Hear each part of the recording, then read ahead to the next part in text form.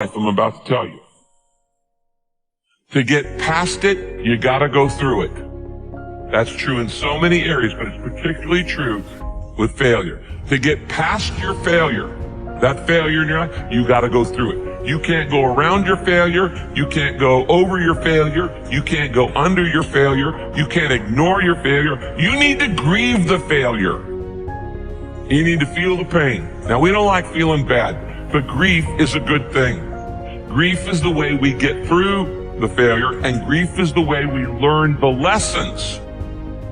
So often, we want to just, when we fail, we want to just forget it, push it aside, stuff our emotions, and then immediately go to the next thing.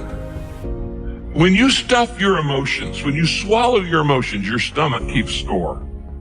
It's kind of like, what if you took a can of Coke and you shook it up for a long time and then you put it in the freezer? What's going to happen to it? It's going to explode eventually.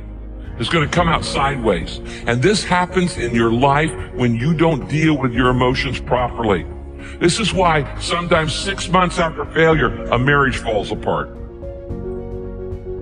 Or 6 months after somebody gets laid off work, there's another problem. There's a physical health problem, things like this. Because you've shaken up the can and you've got all these emotions feeling inside of shame and regret and fear and insecurity and all the things that come with failure, and you're not dealing with them.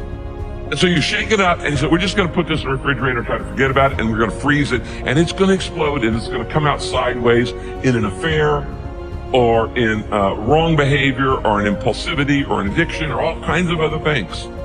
I have seen this thousands of times in people's lives.